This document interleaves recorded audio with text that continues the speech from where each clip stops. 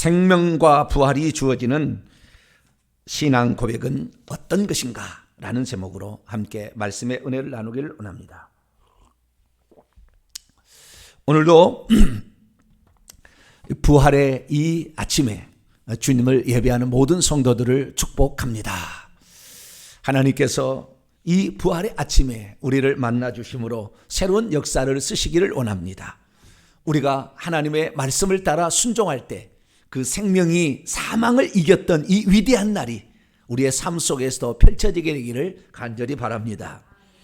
저는 고등학교 2학년 때 예수님을 믿었기 때문에 그 초대교회의 전통에 대해서 그렇게 잘 몰랐어요. 그런데 어느 날 부활절이 된 거예요. 부활절이 뭔지를 모르잖아요. 왜 계란을 먹는지. 부활절 때. 그 다음에 근데 부활절 때요. 부활절 때 새벽 예배를 예전에는 드렸는데 새벽 예배를 드리는데 그 연합으로 드렸어요. 그래서 어디 무슨 공원에서 뭐 시민 광장에서 뭐 이렇게 부활절 새벽 예배를 드렸어요. 지금은 새벽 예배를 드리는 데는 없는 것 같아요. 같이 연합해가지고. 그런데 그때는 그 새벽 예배를 드리는데 전부 여자분들이 흰색의 한복을 차려입고 나오시더라고요. 오늘 깜짝 놀랐어요. 우리가 보통 흰색이나 검정색은 사람이 죽을 때 입는 옷이잖아요. 근데 전부 그 공설원당에서 모여있는데 사람들이 전부 다 여자들이 흰색 옷을 입고 말이죠. 남자들은 기억이 안 나요. 그때 기억이 안 나는데 여자들이 전부 다 한복을 입되 흰색의 그 한복을 입고 그 새벽 예배를 참석하는 것을 제가 봐가지고 제가 충격을 받았어요. 무슨 기독교에는 전통이 있는 모양이다. 어떻게 하나같이 다 흰색의 한복을 입고 나오냐. 뭐 이런 생각을 할 때가 있었습니다. 흰색은 어떤 새로운 소망, 새로운 시작, 죄의 씻음으로 통한 빛난 옷을 입으리라는 것을 빛난 옷은 안 되니까 흰 옷으로 입지 않았을까. 특별히 우리 그 대한민국의 민족은 옛날부터 흰 옷을 즐겨 입었어요. 그런 민족이 없대요. 그런 민족이 전 세계 가운데 흰색의 옷을 입고 사는 민족이 없었다는 거예요. 6.25가 터지기 전까지도 흰 옷을 입고 살았어요. 우리나라 사람들이. 1960년대 70년대 가도 그때도 흰옷을 입을 사람이 많았습니다. 그런데 어느 순간부터 흰옷이 사라졌는데 그래서 우리 민족을 서양 사람들은 백의 민족이라 흰옷을 입고 사는 민족이라 그렇게 얘기했는데 이 모든 이 부활의 영광을 이 동방에 해 뜨는 나라 대한민국에서 시작하라 할렐루야. 뭐 그런 섭리가 있었지 않았을까 그런 생각이 듭니다. 어쨌든 우리가 이 대한민국의 사람으로서 부활을 기념하는 사람으로서 모든 죄를 씻음받고 새로운 소망의 이 아침에 우리의 새로운 역사가 저희들의 삶 가운데 펼쳐지게 되기를 간절히 바랍니다. 저는 천국의 말씀을 이렇게 준비하면서 어떤 생각을 했느냐. 천국은 밭에 감추인 보화를 캐내는 것이 아닌가라는 생각을 했습니다. 자기 밭을 다 팔아서라도 그 보화를 얻기 위하여 밭을 사는 어떤 사람들처럼 우리들은 천국의 보화를 캐는 사람. 그래서 저 같은 경우는 하나님 말씀을 이렇게 전하는데 하나님 말씀을 전하는 것이 곧 성경책에서 천국을 끄집어내는 천국을 발견해서 여러분들에게 이것이 보화입니다 라고 증언해주는 그런 사람이 아닌가 그런 생각을 해보았습니다. 매주 말씀을 듣는 우리 성도들은 오늘도 이 성경을 통하여 캐내어지는 엄청난 보화가 여러분의 것이 될 수 있도록 마음의 그릇을 활짝 넓히시고 마음의 이 기경을 하심으로 말미암아 여기에 여러분의 그 마음 그릇에 담길 수 있는 풍성한 양식이 여러분의 것이 되는 놀라운 시간이 되기를 축원합니다. 저는 지난 1월 25일부터 창세기 강의를 시작을 했습니다. 몇 년 전에 요한계시록 강의를 했는데요. 이제 결론을 하도 많이 제가 설교를 하는 바람에 시작도 설교를 좀 해보자 이렇게 해가지고 창세기 강의를 시작을 했어요. 그런데 이게 웬일입니까? 첫날부터 그 창세기 1장 1절부터 엄청난 보화들이 있는 거예요. 지나갈 수가 없어요. 왜냐하면 예전에는 성경을 봐도 보이지 않던 것들이 너무나 많이 보이게 되기 때문에, 그래서 야, 이런 보화들이 어디가 있었나 막 이렇게 생각을 하고 너무나 제가 감격을 했습니다. 특별히 이 창세기 1장 2장이야말로 우리가 뭐 신화처럼 여기지만 사실은 얼마나 과학적이고 얼마나 그 역사적인 사실인지를 정확하게 성경은 우리에게 말해주고 있었어요. 특히 1장 2절에 천사의 타락이 있었다, 뭐 그래서 땅이 혼돈했다. 아니요, 원문에 보면 그렇지 않아요. 땅이 비어 있었다, 뭐 그런 말이지 막 뒤집혀 있었다, 막 이런 게 아니에요. 그러니까 원문을 보면 그렇지 않은데 우리가 번역이 잘못되거나 미흡한 걸 통하여 우리가 잘못 알고 있었던 거죠. 그래서 천사 창조가 첫날에 있었던 것부터 시작해가지고 뿐만 아니라 하나님께서 첫날에 지구를 지었는데 이 지구가 처음부터 자전할 수 있도록 하나님 만들어서 24시간이 돌아가고 있었다. 뭐 엄청난 많은 사실들을 우리가 이 창세기 강의를 통하여 얻을 수가 있었습니다. 무엇보다도 지난 금요일 날 노아 홍수 이후에 하나님께서 노아와 맺은 언약은 또 제게 엄청난 많은 충격을 안겨주었습니다. 왜냐하면 노아와 그의 아들들과 함께 맺었던 그 언약 속에 오늘 우리가 도저히 풀 수 없는, 이해할 수 없는 일들의 그 원인을 거기에서 발견할 수 있었기 때문이죠. 이 아담이 하나님이 지어서 이 땅에 탄생한 지 1650년 뒤에 이 노아가 탄생하게 되는데요. 이 노아가 그 무렵에 탄생해서 결국에 하나님께 쓰임을 받게 되고요. 그리고 드디어 노아의 홍수를 겪게 됐는데, 그때 우리가 노아의 홍수 얘기하면 보통은 무지개 언약 이렇게만 생각을 하는데, 무지개는 그것에 대한 어떤 표징이지 그 자체가 중요한 게 아니었어요. 무지개 색깔이 흰색이 있다는 것도 전 처음 알았고, 무지개 색깔이 천국에서는 녹색이라는 것도 처음 알았어요. 아니, 이것을 생각해보는, 알기는 있었으나 이것이 그렇게 연결이 된지를 처음 알았단 말이죠. 그래서 하나님께서 오늘 우리가 말씀을 사모하고 말씀을 찾아가려 할 때에 하나님께서 오늘도 엄청난 많은 보화들을 오늘도 우리에게 캐내어서 안겨주실 줄로 믿습니다. 그래서 저는 그동안에 이 사실 창세기 이 9장 말씀 전에는 작년 6월 달에 이 사람의 죄를 회개해야 되는 두 번째 목적을 알았는데, 첫 번째 목적은 우리가 천국 가기 위하여 회개해야 된다, 이걸 제가 외쳤는데, 작년 6월 달부터는 그게 아니라 저주로부터 해방될 수 있는 방법이 회개다. 우리의 삶에 자식들이 또는 내가 또는 우리의 삶이 모든 것들이 얽히고 설켜서 풀어지지 않고 있을 때, 특히 불치병에 걸리거나 희귀병에 걸리거나 자기 자식이 정신적인 질환을 안아서 삶에 어떤 사람으로서 구실을 하지 못하고 열심히 수고했으나 수고한 것을 얻지 못하고 계속 잃어버리고 취득하지 못하는 이 가난의 엄청난 모든 저주의 문제, 이 일할 때마다 사건이 터져가지고 무엇이 될 만하면 망하고 될 만하면 망했던 모든 원인들이 어디에 있나, 이것들이 바로 알고 봤더니 나의 잘못만이 아니라 우리 조상들이 우상숭배의 죄를 범하게 되면 그 죄를 4대까지 4대까지 묻겠다는 하나님의 약속에 따라서 그 귀신들이 그 죄의 결과로 들어와서 결국에 우리를 삶을 망치고 있었던 거죠. 그래서 저는 작년부터는 이제 우리의 후손과 또 우리의 삶을 위하여서 우상숭배의 죄를 회개하라, 그런 말씀을 드린 줄로 믿습니다. 그런데 그것뿐만이 아니었어요. 우리의 삶에 이해할 수 없는 일들이 일어나는 것이 다른 원인도 있었다는 거죠.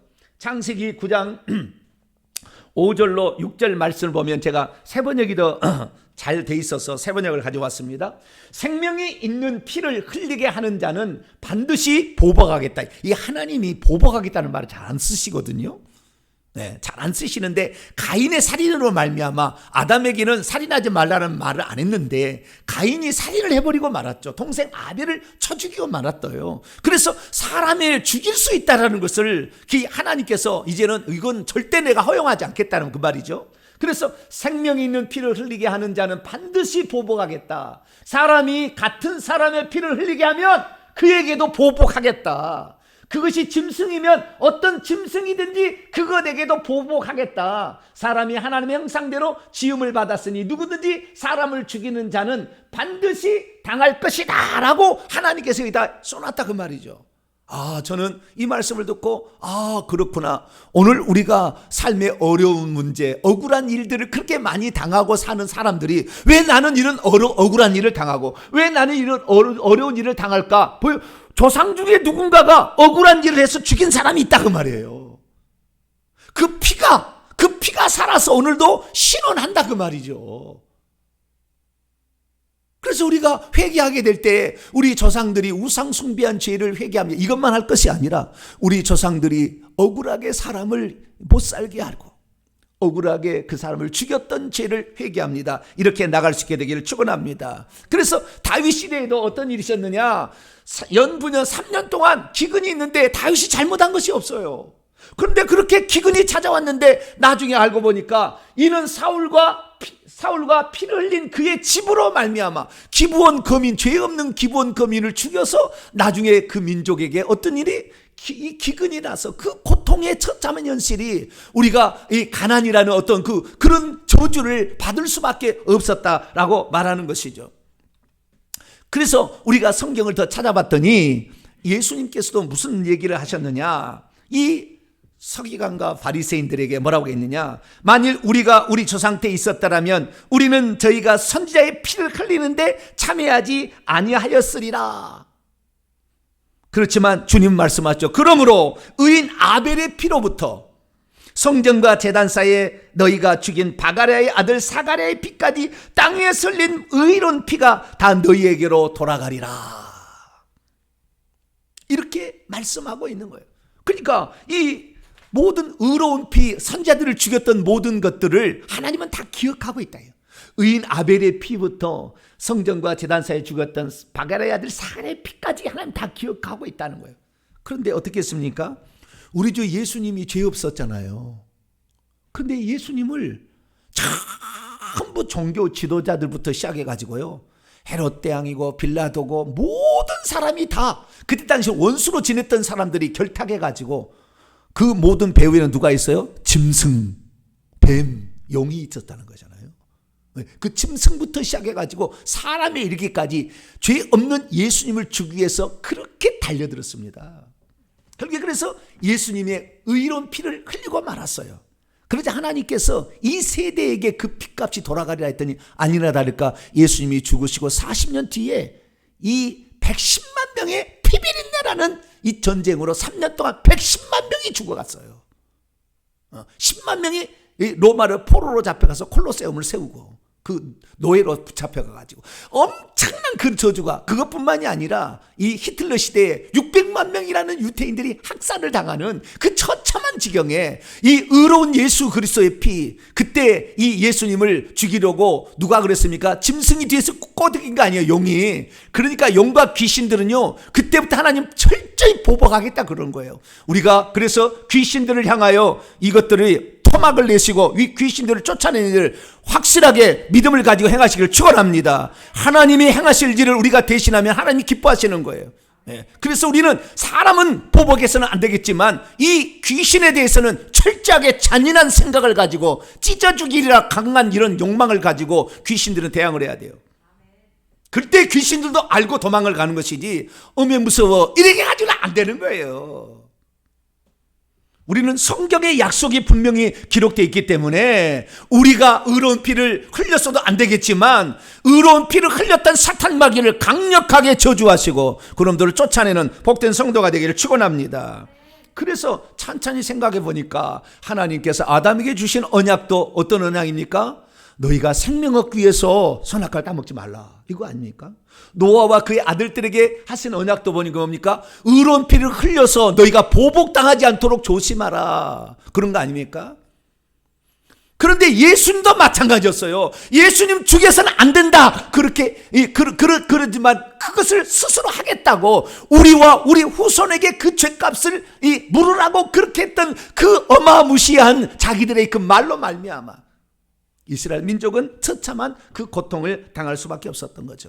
그래서 우리가 이것을 통틀어 보면요, 하나님께서는 얼마나 생명을 귀중하게 여긴다. 특히 인간이 이 생명을 얻어서 천국에 들어오기를 얼마나 바라고 계시는가, 이런 사실을 알 수가 있는데 우리는 어찌하든지 반드시 생명 얻어서 천국 가는 복된 성도가 되기를 축원합니다.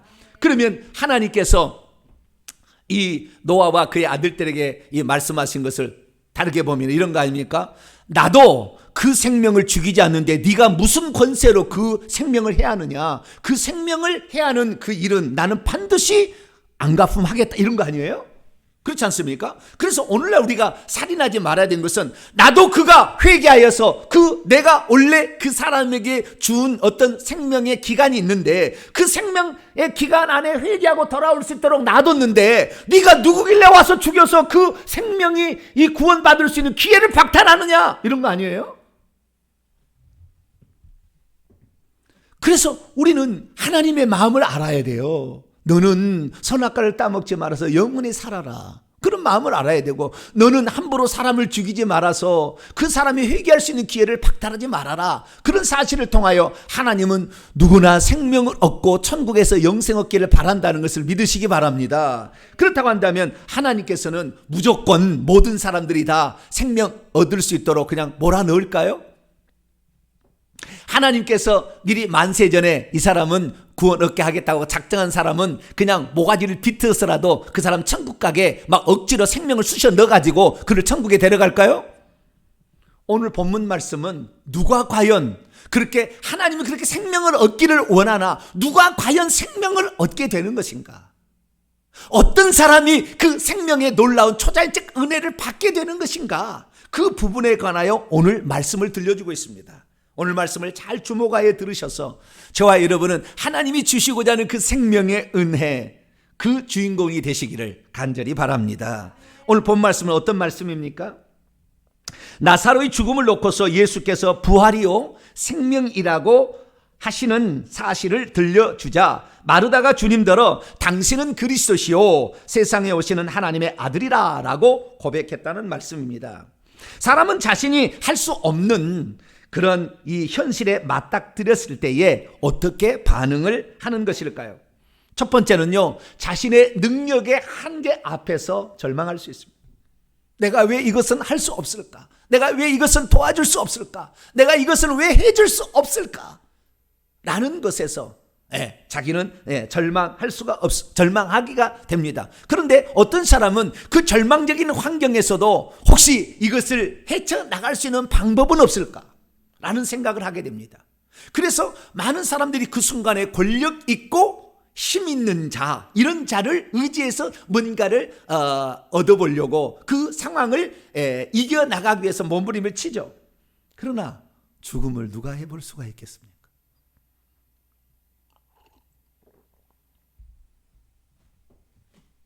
내 자식 취직시키는 데는 권력이 무슨 어떻게 역사해가지고 가라로 무슨 졸업장 만들어서 할 수는 있을는지를 모르겠지만 죽음은 어떻게 하겠냐 그 말이에요. 죽음은 아무도 한가할 수가 없어요. 죽음 앞에서는 모든 게 끝납니다. 그래서 이 마르다는 자기 오빠가 죽었는데요, 죽은 지 나흘 됐어요. 그런데 예수님이 이제 오셨다는 거예요. 그러자 그녀는 절망합니다. 예수님이 오셔도 내게는 아무런 변화된 게 없다라고 생각했죠. 그런데 모든 것이 끝나버렸다고 생각하는 그 시간에 주님께서 오셔서 이렇게 말씀하셨죠. 너희가 끝났다고 하는 그 순간이랄지라도 내가 끝나지 않았다고 하면 끝나지 않은 것이다. 우리는 여기에 주님의 그 말씀을 그 배면에 나는 부활이요 생명이라는 말에 그 속에 들어있는 말을 찾아가야 돼요. 너희들은 끝났다고 모든 것을 포기할 수 있고 절망할 수 있지만 내가 아직 끝났다고 하지 않으면 끝난 것은 아니다. 할렐루야. 그렇게 주님이 마르다에게 말을 한 것입니다.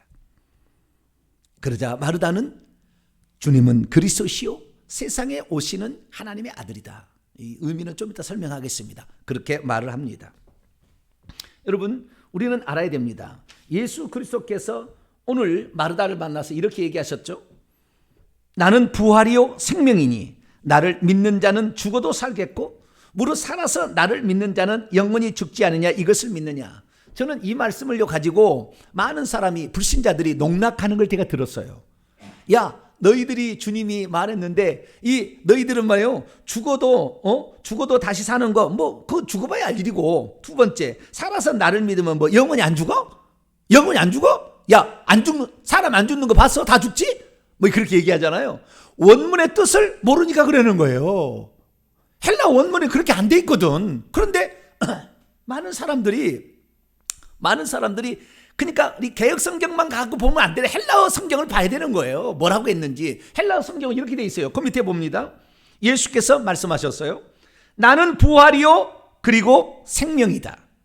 나를 믿고 있는 자는 비록 죽을지라도 장차 살 것이다. 할렐루야. 우리가 믿고 있으면 우리가 죽어도 죽어보면 알아. 바로 아는 거예요. 그 죽어보는 거 실험할 수는 없겠지만 죽어보면 바로 알 겁니다. 분명히 진리예요.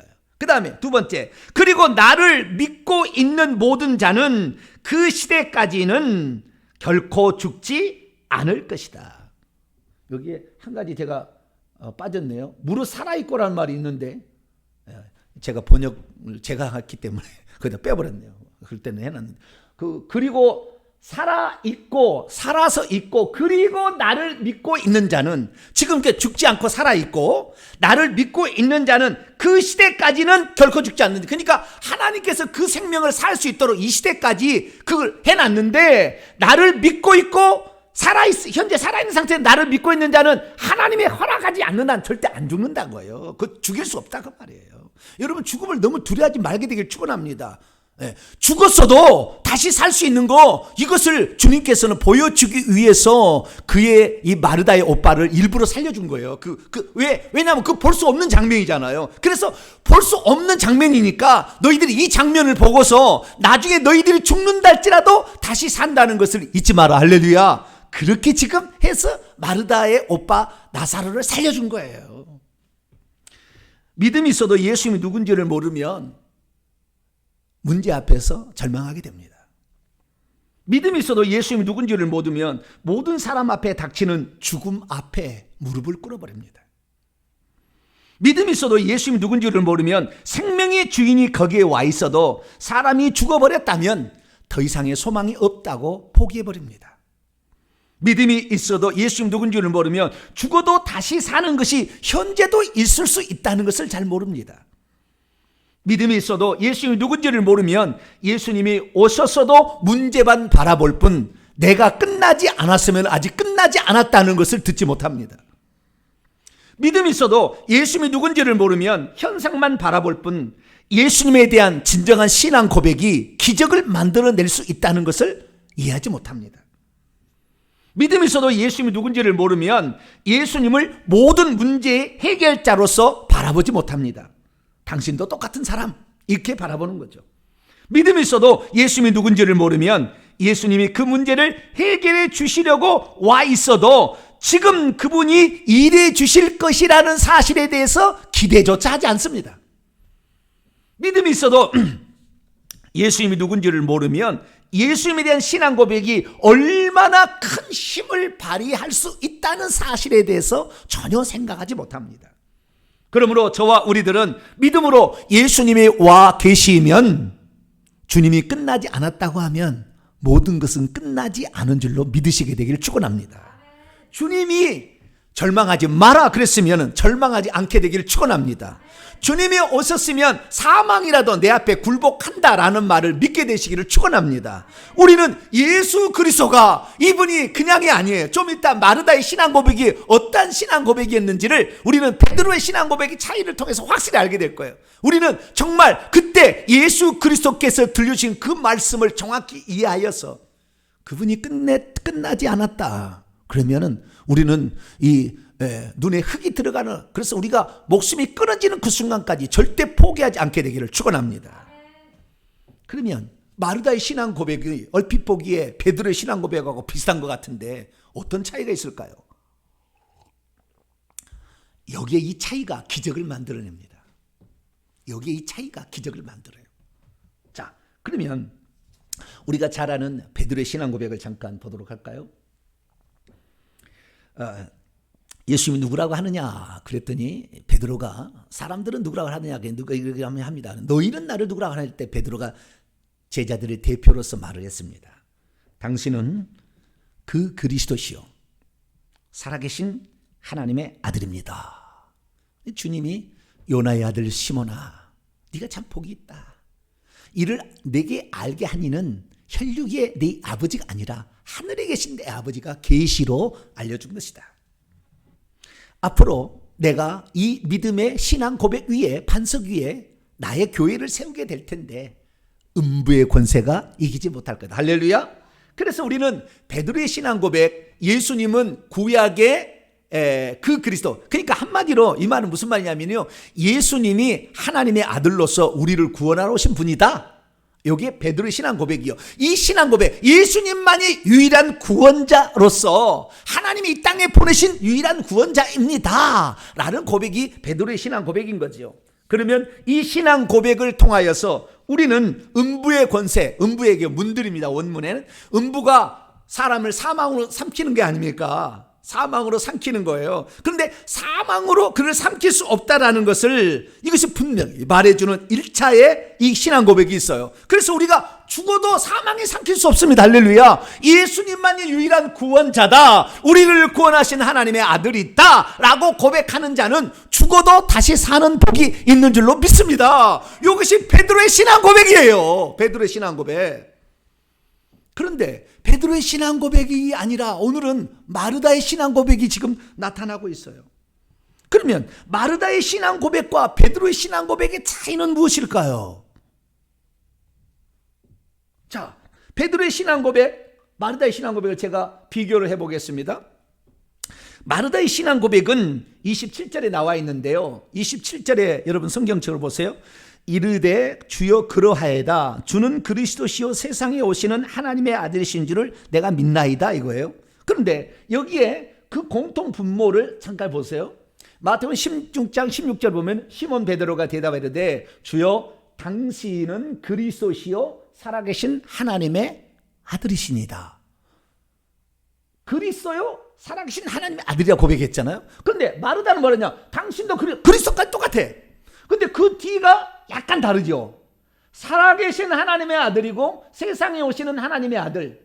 이걸 보게 되면요, 우선은 하나님의 아들이라는 말은 공통분모의 뒤에도 똑같죠. 뒤에도. 그러니까 그리스도하고 하나님의 아들이라는 말은 공통분모입니다. 근데 우리가 지금 헬라어로 보지 아니하고 한글 성경으로 보기 때문에 지금 이 말이 어떤 말인지 잘 이해가 좀 덜 올 거예요. 그래서 제가 헬라어 성경을 가지고 좀 말씀을 드려보겠습니다. 자, 헬라어 성경을 보게 되면 이것은 베드로의 신앙 고백입니다. 베드로의 신앙 고백은 수 에이호 크리스토스 호 휘오스 투 데우 투 존토스라는 말인데요. 이 말은 영어로 말하면 You are the Christ, the Son of the Living God 이렇게 돼 있어요. 이거 번역이 정확하진 않지만 그래도 영어는 그래도 그 좀 따라가고 있어요. 한글로 말하면 당신은 그리스도시요 살아계신 하나님의 아들입니다 이렇게 말하는데요. 이 살아계신이라는 말이 의미가 뭐냐면은 그것은 현재 분사 능동태입니다. 현재 분사 능동태라는 건 현재 그렇게 하고 있다는 말이에요. 우리는 믿지 않아도 그분은 항상 살아있는 분이에요. 그런데 그러면 잘 보세요. 살아계신 하나님의 라고 했을 때는 두테우투 존토스라는 뒤를 보게 되면 살아계신 하나님의 아들입니다. 그러니까 이 살아계시다는 말은 아들을 수식하는 것이 아니라 하나님을 수식하고 있어요. 하나님이 살아계시다는 말이에요. 근데 오늘 본문 말씀은 지금 하나님이 살아계시다라는 말의 의미가 확장되고 있다는 것을 좀 이따 알게 될 거예요. 여기서는 누가 살아계시는 거예요? 예수님이 살아계시다는 것이 아니라 누가 살아계시다? 하나님이 살아계시다 그 말이에요. 아시겠죠? 그러니까 하나님의 아들이고 그리스도인지 예수님 맞는데, 그러면 마르다는 뭐라고 했는가? 자, 마르다가 했던 것을 봅니다. 수 에이 당신은 뭐뭐입니다. 호 크리스토스 그리스도이십니다. 호 휘오스 투테우 하나님의 아들이십니다. 여기가 똑같아. 아까 베드로의 신앙 고백 똑같아. 살아계신 하나님, 살아계시는 말을 수식어만 빠졌을 뿐이라 똑같아요. 그런데 호 에이스 톤 퀴리온 에르코메노스라고 뒤에 하나 더 나와요. 여기 찬자에 보시면은 여러분 잘 모시겠지만 호호호 영어로 오자처럼 생기는 게 있어요. 호호호가 3번 나와요. 다시 말해서 예수님에 대한 신앙 고백이 2개가 아니라 마르다는 3개인 거죠. 그러나 한글 성경이나 영어 성경에는 그게 안 나와요. 그게 안 나오는데 헬라어 성경을 보면은 이게 3개라고 나와 있어요. 그래서 구분해서 해석을 해줘야 됐고 구분해서 표현을 해줬어야 됐는데 그냥 이게 중요성을 모르니까 여기에 보아가 뭔지를 잘 모르니까 그냥 대강 한 것이죠. 번역을. 제가 헬라어 성경 내면은 직역 성경 내면 정확히 구분해서 내드릴 테니까 조금만 더 기다리세요. 네, 조금만 더.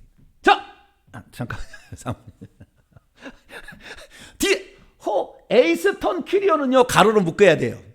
이 전치사 군대요. 네, 에이스톤 퀴리오는 주님 뭐니까 주 안으로 주님 안 그러니까 퀴리온이 아니라요 코스모스. 죄송합니다. 내가 멀리 보여가지고 제가 멀리 보여서 원고를 보고 해야 되는데 여기 보고 하려고. 코스모스입니다.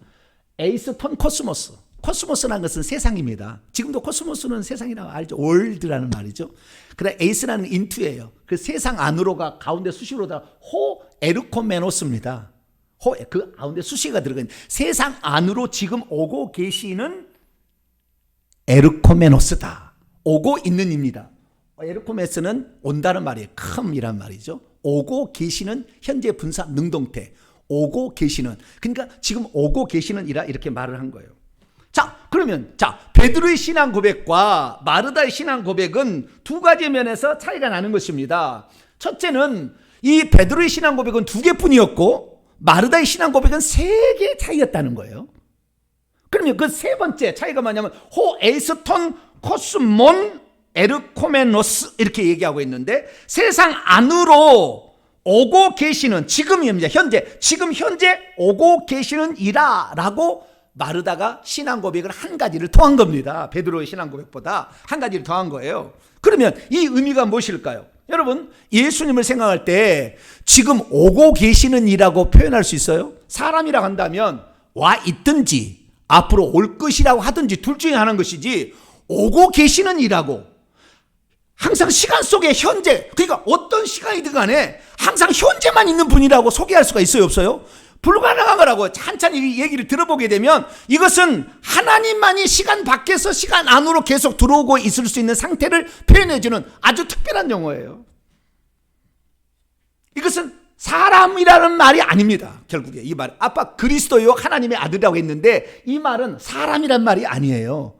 언제라도 현재 속에서 역사하고 있는 다시 말해서 언제라도 오실 수가 있고 와 계시고 또한 어떤 일을 행할 수 있는 분이라는 뜻으로서 당신은 현존하는 하나님이라 그런 말이에요. 이 의미가. 그러니까 예수님을 시간 밖에서 시간 안으로 들여다보시면서 현재 일할 수 있는 분이란 의미로서 마르다가 예수님을 고백했다는 겁니다. 이 고백의 의미가 대체 무엇일까요? 이 고백의 의미가 과연 왜 사망에 사로잡힌 그 자신의 오빠를 건져내게 했던 것일까요? 자, 그럼 여기서 들어가기 전에 잠깐만 하나만 더 사실 알고 넘어가도록 하죠. 오늘날 유대인들은 예수님을 하나님의 아들이나 또는 하나님이나 그리스도로 믿지 않습니다. 이 여인은 똑같이 유대인인데 이걸 믿었죠. 그러면 왜 유대인들은 그렇죠. 지금도 마찬가지입니다. 지금도 유대인들은 예수님을 구원자로 믿는 사람은 2%밖에 안 됩니다. 우리나라도 2%는 더 되죠. 우리나라 몇 퍼센트죠? 20%죠. 이 유대인들보다 더 잘 믿는 민족이 대한민국입니다. 유대인들은 저주받은 백성이에요. 2%밖에 안 믿으니까. 그러면 왜 그들은 지금까지 구약 성경을 똑같이 경전으로 알고 있으면서 왜 예수님을 거부하고 있는 것일까요? 그들은 여러 가지가 있는데요. 한 6가지가 있습니다. 그런데 핵심 부분 딱 2가지예요. 그들이 예수님을 구원자요 하나님으로 믿지 않는 이유는 첫 번째는요. 하나님은 둘이 될 수 없다라는 것 때문에 그렇습니다. 하나님의 아들이라는 개념은 곧 하나님이라는 개념으로 이스라엘 백성은 이해합니다. 그렇기 때문에 하나님이 있고 하나님의 아들이 있다는 것은 신이 둘이라는 것을 인정하기 때문에 신명기 6장 4절 5절에 이스라엘아 들으라 쉐마 들으라 말이 쉐마 listen to 들으라 쉐마 이스라엘아 들으라 우리 하나님 여호와는 오직 유일한 only alone 또는 one 오직 하나인 여호와이시니 너는 마음을 다하고 뜻을 다하고 힘을 다하여 준 너의 하나님을 사랑하라. 한 분밖에 없는데 어떻게 하나님이 둘일 수 있느냐. 그러니까 하나님이 예수님으로 오셨다고 하면 그냥 끝나는 건데 그 생각을 못하는 거예요. 지금 기독교인들이 반성을 해야 되는 겁니다. 예수님을 하나님의 아들로만 얘기하면 안 돼요. 하나님의 예수님 오셨다 하면 유대인들은 금방 예수를 믿을 텐데 유대인들에게 그 생각을 못하게 하고 하나님 있고 하나님의 아들이 있다고만 맨날 얘기를 하니까 너희들은 신상 모독죄야. 하나님이 둘이라고 하니까. 그래서 안 믿는 거예요. 우리 기독교인들이 반성을 해야 돼요. 회개 천국 복음이 땅끝까지 증거해야 될 이유는 뭐냐면은 우리는 예수님을 하나님으로 증언합니다. 할렐루야. 정확하게 얘기합니다. 이것은 유대인이 들어도 이것을 구원받을 수 있고 여호와 증인이 들어도 구원받을 수 있도록 그들이 이단이고 하나님의 원수랄지라도 얼마든지 구원받을 수 있도록 성경대로 저는 증언을 합니다. 예수님이 하나님의 아들이지만 육신을 입었다는 측면에서 아들이지만 그분은 하나님 자신인 거예요. 그런데 하나님이 둘이라고 하니까 하나님 있고 하나님의 아들이 있다고 하니까 그러니까 하나님에게서는 하나님 어머니도 있다고 하지. 그게 이단이 생기는 거예요. 이단이 생기는 거예요. 말도 안 되는 거예요. 인간이 어떻게 장길자가 하나님 어머니가 됩니까? 천주교는 또 어떻고요? 마리아가 하나님 어머니라고 이렇게 에베소에서 결정을 해가지고 지금까지 그걸 믿고 있는데 이 천주교 가지고 구원받기 어려워요. 사실입니다만은 어려워요. 그게 어려운 거예요. 왜? 너무나 많은 방해물들이 많이 있기 때문에 천주교에서 구원 완전히 못 받는다는 얘기는 아니지만 어려운 거예요. 두 번째는 뭐냐? 이 유대인들이 예수님을 구원자로 또 하나님으로 믿지 않는 두 번째 이유, 그건 뭐냐면 인간은 절대로 하나님이 될 수 없다라는 거예요. 그들의 생각에는. 그런데 하나님께서 사람이 되어 오신다고 얘기를 하셨단 말이죠.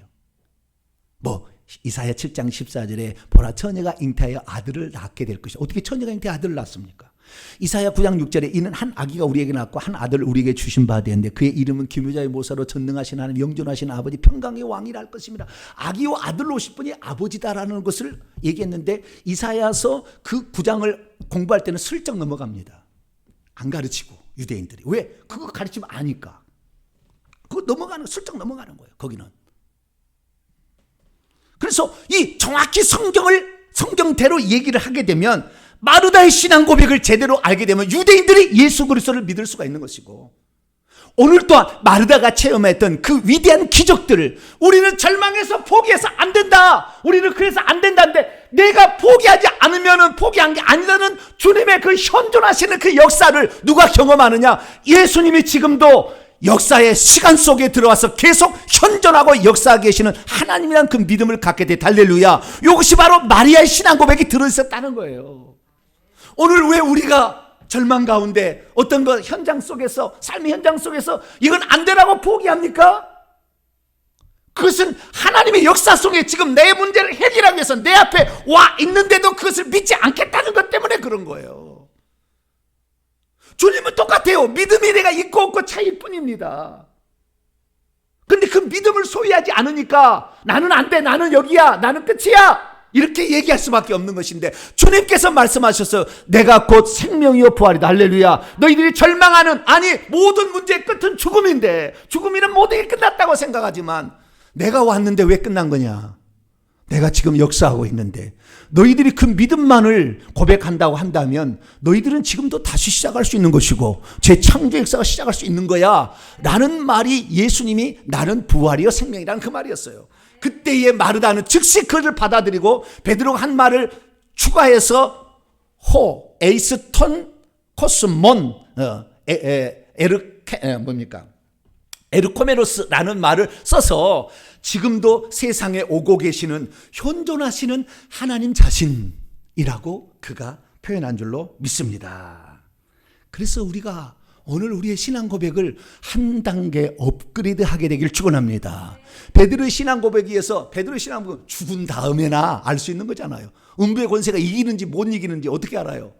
죽어봐야 아는 거잖아요. 그건 죽은 다음이지만 이 마르다의 신앙 고백은 지금 그것을 경험하는 거예요. 지금 다른 게 아니라 지금 그거 한다는 거예요. 지금 내가 뭐하러 왔겠느냐? 나흘 뒤는 뭐하러 왔겠느냐? 썩어서 냄새나야 내가 뭐하러 왔겠느냐? 네가 냄새난다고 끝났냐? 내가 끝나지 않았다고 하는데, 내 생명의 주인이 내가 그렇게 얘기하는데, 내가 하나님인데 무슨 얘기하느냐 이거잖아요. 그래서 마르다가 그 예수님의 얘기를 착 듣는 순간에 바로 받아서 당신은 세상에 오고 가시는 지금 현존하시는 하나님 자신입니다 라고 고백한 줄로 믿으시기 바랍니다. 그래서 지금 오고 계시는 이 호 에르코메노스, 이 단어가 그러면 어떤 단어인가? 제가 정확히 또 성경을 또 찾아주겠습니다. 요한계시록 1장 8절을 보면 주 하나님이 이르시되 나는 알파와 오메가라. 이제도 있고 전에도 있었고 장차 올 자요 전능한 자라. 여기에 그게 들었습니다. 어떤 말일까요? 이 중에서 골라보세요. 첫째, 나는 알파 오메가다. 둘째, 나는 이제도 있다. 셋째, 나는 전에도 있었다. 넷째, 나는 장차 올 자요. 다섯째, 나는 전능한 자다. 자, 여기에서 주 하나님이 그렇다는 말이에요. 주 하나님이 자기를 소개하는 거예요. 그럼 여기에서 호 에르코메노스, 지금도 오고 계시는 이라는 말은 어디에 들었을까요? 한글 성경은 눈 씻고 찾아봐도 절대 발견할 수 없어요. 동일한 단어가 나오지만 번역을 어떻게 했느냐에 따라서 이 말은 이해가 되고 안 되는데, 거기에 들었어요. 이 마르다의 신앙 고백, 세 번째 마르다의 신앙 고백 여기에 들었는데 아무도 개역성경 1000번을 읽어도 몰라. 1000번을 읽어도 모른다 그 말이에요. 하나님께서 왜 헬라어 성경을 우리에게 주셨겠어요? 왜 헬라어 성경을 주셨겠냐고. 한글 성경을 얼마든지 그 번역자에 따라서 왜 이 전체를 이해하는 사람, 이 정말 이 하나님이 한 분이라는 거, 예수님이 하나님이라는 걸 전체를 이해했던 사람이 했어야지 하나님의 아들로만 포함하면 이거 해석이 안 되는 것이에요. 번역을 그렇게 할 수밖에 없다고요. 자, 그러면은 이 지금도 오고 계시는 이라는 이 그 호 에르코메노스라는 그 단어가 어떻게 되는지 볼까요? 지금도 계시고 전에도 계셨고 장차 올 자요라는 말을 헬라어로는 이렇게 되어 있습니다. 호온, 지금도 있느니, 카이, 그리고 호헨, 호엔이죠. 호엔, 아직도 있느니. 지금 미완료 형태입니다. 오기는 오는데 아직 안 끝났어요. 과거로부터 있는데 지금도 계속 있느니예요. 아시겠죠? 저 앞에는 지금 현존하는 이고요. 그 다음에 지금 현존하는 이고, 두 번째는 과거도 있었고 아직도 안 끝났어. 그것이 존재가 아직 안 끝난 거예요. 계속 있긴, 아직도 있는. 그래서 제가 아직도 있느니라고 번역을 했을 뿐입니다. 이미 있느니, 계속해서 있느니, 그렇게도 번역할 수 있는 말이에요. 이 두 번째 말은 호에는. 세 번째 카이, 그리고 호 에르코메노스 똑같이 나왔어. 호 에르코메노스, 에이스톤 코스몬이라는 말만 빠졌어. 중간에 마르다가 하는 거. 세상에 오시는, 요것만 세상 안으로만 이라는, 이 세상 안으로, into the world라는 말만 빠졌어. 그리고 똑같이 호 에르코메노스라고 쓰고 있습니다. 이거 뭡니까? 이것은 현재 분사예요. 지금도 오고 계시는 이예요. 지금도 오고 계시는 이. 하나님은 항상 현재만 있어요. 과거에 무슨 하나님이 있고 지금은 없는 것도 아니고, 지금은 없고 미래에 있을 것이 아니고, 지금 왔으니까 지금 해결돼 이 말이죠. 네 오빠가 죽었어? 과거에 하나님 누구 살렸대, 엘리사가 누구 살렸대. 그게 아니고, 과거에 계시는 하나님이 아니고, 또 앞으로 살릴 거래, 죽은 다음에 다시 부활할 거래. 그거 아니고 이 세 번째 말은 지금 여기에 지금 계시다. 그러면 여기에 하나님이 계시는데, 그 전능자가 우리를 만드신 분이 여기에 계시는데 네가 끝났다고 생각해? 이런 거잖아요. 우리 주님이 안 끝났다고 하시면 안 끝난 줄 믿으시기 바랍니다. 그분이 우리의 삶의 문제를 해결하기 위해서 그 역사의 현존 속으로 지금도 오고 계시며 일하고 계시는 역사하시는 하나님. 그분이 바로 예수님인 줄 확실히 믿게 되기를 축원합니다. 그래서 우리는 그 예수 그리스도의 신앙 고백이 주님은 구약의 구원자로 오신다고 약속된 분, 또한 하나님의 아들, 이 정도로 끝날 것이 아니라 한 단계 더 나가서 지금도 역사 속에 들어와서 일하고 계시느니, 지금도 두 눈 시퍼렇게 살아서 우리의 문제를 감찰하시고 건드리기만 하면 문제를 해결할 수 있는 분이라고 고백할 수 있게 되기를 축원합니다. 그래서 믿음이란 예수님을 그리스도와 하나님의 아들로만 소개할 게 아니라 지금도 역사 속에 들어오셔서 현존하시며 내 앞에서 일하시는 분으로 고백함으로 말미암아 우리들도 마르다 앞에 죽었지 나흘 된 자가 붕대를 동인 세마포를 동인 채 펄쩍펄쩍 뛰며 나오는 그 현장이 여러분의 것으로 만들게 되기를 축원합니다. 우리는 참으로 이 마르다의 이 신앙 고백이 별것 아닌 것처럼 여겼지만 사실 알고 보니까 이분은 예수 그리스도가 생명이요 부활이라는 말을 딱 들려줬을 때 금방 눈치챘어요. 그런데 오늘 우리의 현실 속에 우리는 말씀을 해줘도 저것은 누구의 이야기야, 저건 아무의 집사 얘기고 나는 안 돼, 그 사람은 될지 모르겠지만 나는 안 돼, 자기 스스로가 포기하는 거예요. 얼마나 어리석은 잔지. 우리의 인생의 사전에는 포기란 게 없습니다. 할렐루야. 주님이 포기하지 않으면 우리도 포기하지 않으면 되는 거예요. 그러면 하나님이 이루시는 겁니다. 하나님은 과거에 있는 것이 아니라 미래만 있는 것이 아니라 지금 현존하시는 분이기 때문이죠.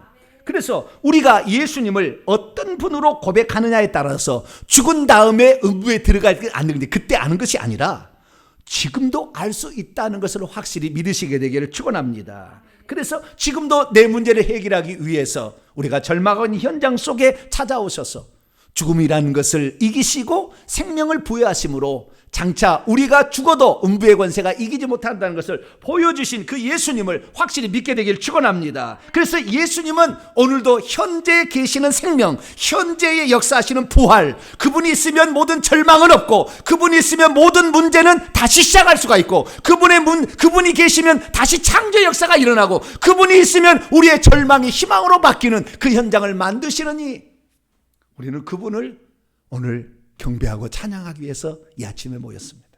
이 아침에 모든 것의 절망의 끝은 죽음인데 그 죽음을 이겨버리시고 살리심으로 생명을 주신 그 예수님, 나도 마르다와 같은 신앙 고백을 통하여 내 것으로 만들어서 우리의 삶에 마르다처럼 온갖 기적으로 체험되는 복된 성도가 되기를 간절히 축원합니다. 거룩하신 하나님 감사합니다.